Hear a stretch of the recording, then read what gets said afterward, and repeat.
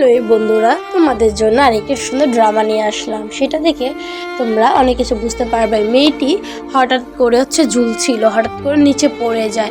সে নিচে পড়ে যাওয়ার পর একটি জঙ্গলে চলে যায়। জঙ্গলে গিয়ে সে খাবার খাচ্ছিল। কি খাবে না খাবে, অনেক ক্ষুধার্ত ছিল মেয়েটি। সে একটা মুরগি শিকার করে সে মুরগিটা খাচ্ছিল। এখানে পোড়াত দিয়ে মুরগিটা খাচ্ছিল।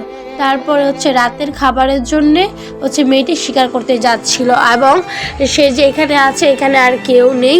সে রাতের খাবারের জন্য জঙ্গলের ভিতরে ঢুকছিল শিকারের উদ্দেশ্যে। সে যাচ্ছিল, কোনো শিকার পাচ্ছিল না। অনেক গভীরে যাওয়ার পরেও কোনো শিকার কিছু পাচ্ছিল না তার খাওয়ার জন্য। সে অনেক গভীরে চলে গিয়েছিল, অনেক ভিতরে, যেখানে আজ পর্যন্ত কেউ যেতে পারেনি। অ্যামাজন জঙ্গলের ভিতরে চলে গিয়েছিল মেয়েটি। তো সেখানে সে কিছুই বুঝতে পারছে না, আশেপাশে কোনো রাস্তা নাই যে মেয়েটি বের হবে। সে শুধু হাঁটছে আর ভয় পাচ্ছে। তার গন্তব্য শেষ হচ্ছে না, আশেপাশে ঝর্ণা এবং অনেক শেষ করে সে বাইরে হওয়ার চেষ্টা করছে। তারপরে সে একটা জিনিস দেখতে পারে যে এখানে চিতাবাঘ বসে আছে। মেয়েটি এটা দেখে অনেক ভয় পেয়ে যায়। সে চিতাবাঘও তার দিকে তাকিয়েছিল। মেয়েটি আস্তে আস্তে করে এই জায়গাটিকে পালানোর চেষ্টা করছিল। তারপরে মেয়েটি দেখতে পায় একটা খরগোশটি বসে প্রাণ বাঁচাচ্ছে আর ঘাস খাচ্ছে। খরগোশটি মূলত ওই বাঘটি শিখাচ্ছিল খরগোশটি। তো বাঘটি খরগোশটিকে খাওয়ার জন্য আসছিল। সেই খরগোশ দেখে খরগোশটি দৌড় দেওয়া শুরু করে দেয়। আর মেয়েটি সেটা দেখতে পারে, কিন্তু খরগোশ তো আর বাঘের সাথে পারবে না। মেয়েটি কী করে, খরগোশটার পিছে দৌড় দেয় এবং খরগোশটিকে তার কুলে তুলে নিয়ে মেয়েটি দৌড় দিতে থাকে এবং মেয়েটির পিছে ছিল চিতাবাঘটি অনেক দৌড় দিতে থাকে এবং মেয়েটি দৌড় দিতে থাকে। তারা দুজনে অনেক দৌড়াদৌড়ি করে। চিতাবাঘ তো বাঘের তো হিংস্র বাঘ মেয়েটির পিছে দৌড়াচ্ছে, মেয়েটিও দৌড়াচ্ছে। তাদের এখানে আর কেউ নাই, জঙ্গল আর মেয়েটি দৌড়াচ্ছে।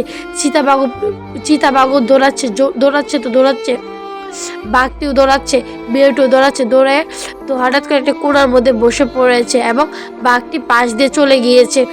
মেয়েটির গন্ধে এই জায়গাটা ঘুরতেছে যে মেয়েটি মনে এখানে আছে, বাঘটি এখানে ঘুরতেছে।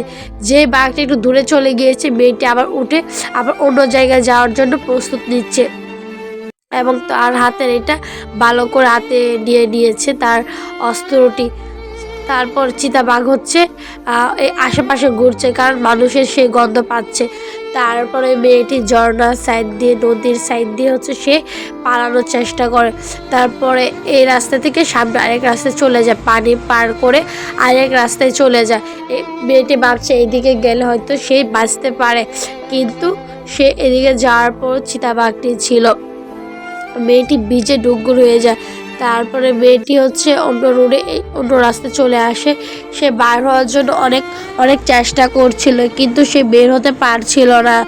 তার এই কষ্টের মুহূর্তটা শুধু সে আর খরগোশটা ছিল, আর কেউ ছিল না এখানে। মেয়েটি অনেক কষ্ট করে এই নদীটি পার হয়েছিল। তারপরে চিতাবাঘটি গন্ধ পেয়ে সেই নদীটা সেও পার করে ফেলেছে। মেয়েটি এখন অনেক ভয় পাচ্ছে যে চিতাবাঘটিও এখানে চলে আসছে। এখন মেয়েটি কি করবে সে দৌড়াদৌড়ি করছে। আর চিতাবাঘটিও প্রায় পানি পার করে এই রোডে প্রায় চলে আসছে। এখন বাঘটি উপরে উঠে গিয়েছে। মেয়েটি ভয় পাচ্ছে। মেয়েটি উপরে উঠে যাচ্ছে আর চিতাবাঘটি গভীর জঙ্গলের ভিতরে ঢুকছে। আর মেয়েটি উপরে পাহাড়ে ওঠার চেষ্টা করছিল, কিন্তু সে পারছিল না। অনেক কষ্টে সে অনেক পাহাড়ে উঠছিল, ইট দিয়ে তৈরি করা এটার উপরে উঠছিল। আর বাঘ অনেকদিন ধরে খাবার খায় না, হিংস্র হয়ে গিয়েছে। সে মেয়েটিকে এবং খরগোশটিকে একসাথে খাবে বলে সে দৌড়াচ্ছিল। আর মেয়েটি অনেক উপরে উঠে যায়। উপরে ওঠার পরে নিচ থেকে দেখতে পায় বাঘটি তার নিচে ঘুরঘুর করছে। এখন যদি মেয়েটি উপরে না হতো তাহলে বাঘটি মেয়েটিকে খেয়ে ফেলতো। তারপরে মেয়েটি এক জায়গায় পড়ে যাওয়ার সময় একটা ডালে ধরে ফেলে খরগোশটিকে নিয়ে। একটা ডালের মধ্যে সে ধরে পড়ে। তারপর ডালে মেয়েটি ঝুলছিল।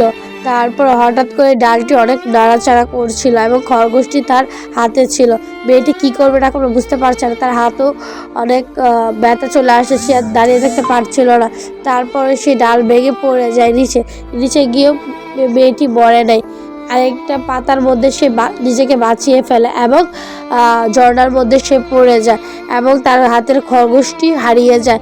সে মেয়েটি অনেক খোঁজাখুঁজি করছে যে খরগোশটি কোথায়, খরগোশটি কোথায়। মেয়েটি অনেক কান্না করছে যে খরগোশটি কোথায়। তারপর মেয়েটি পানির নিচে ডুব দিয়ে সেই খরগোশটিকে খুঁজছিল এবং পাশে ছিল একটা কুমির। কুমিরও মেয়েটির পাশে ছিল, সে কি করবে না করবে বুঝতে পারছিল না। কুমিরটাও তাকে খাওয়ার জন্য হিংস্র হয়ে আছে, কিন্তু মেয়েটি তার খরগোশটিকে আর খুঁজে পায়নি। তারপরে উঠে দেখে খরগোশটি হচ্ছে একটা মধ্যে কাঠের মধ্যে বসে আছে। তারপরে উপর থেকে বাঘটি দেখতে থাকে যে তারা হচ্ছে নিচে পড়ে গিয়েছে, তারা আর কিছু করতে পারবে না। বাঘটি অনেক আফসোস করছিল যে সে খাইতে পারবে না, আর মেয়েটি পড়ে অনেক ক্লান্ত এবং অনেক ব্যথা পেয়েছিল, যার কারণে সে অনেক অসুস্থ হয়ে পড়ে। আর খরগোশটিকে সে তার বুকে কোলে টেনে নিয়ে যায় এবং বাঘটি হচ্ছে এইখান থেকে চলে যাচ্ছিল, তার কিছু করার নেই বাঘটি। আর মেয়েটি হচ্ছে খরগোশটিকে নিয়ে চলে যাচ্ছিল, আর মেয়েটি একটা গর্ত করে রাখছিল যেখানে বাঘটি দমন করতে পারবে। বাঘটি নিচে গর্তটির ভিতরে পড়ে যাবে। তারপর মেয়েটি হচ্ছে দুইটা পাথর দিয়ে ঘষাঘষি করছিল, ঘষাঘষি করে কি জানি একটা খাবারের নাকি হচ্ছে একটা লাঠির মতো কি একটা তৈরি করছিল তার পিঠে, যাতে কোনো কিছু আক্রমণ করলে সে তার মোকাবিলা করতে পারবে। এবং মেয়েটা হচ্ছে একটা গর্ত খুঁড়ছিল যাতে বাঘটি যদি এখানে চলে আসে সে পড়ে যাবে।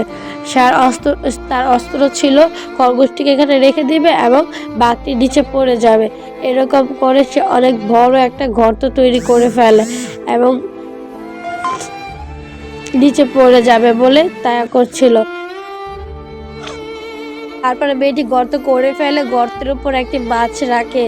আর বাঘটি অনেক ক্ষুধার্ত ছিল, সে এখানে চলে আসছে। সে মাছটিকে খাওয়ার জন্য ওখানে যায়। ওখানে হচ্ছে মাছটিকে আর লোভ সামলাতে পারছিল, সে মাছটির দিকে তাকিয়েছিল এবং মাছটির দিকে যাচ্ছিল যে মাছ খাবে। তো যেই মাছটিকে ধরতে যায় সেই হচ্ছে বাঘটি হচ্ছে নিচে পড়ে যায়, যাকে বলে উচিত শিক্ষা। সে এখান থেকে লড়তে পারছে, অনেক চিল্লানি অনেক গর্জন দিচ্ছিল, কিন্তু সে বেরোতে পারছিল আর মেয়েটি এখান থেকে চলে যাচ্ছিল। তো ভালো থাকবেন, আল্লাহ হাফিজ।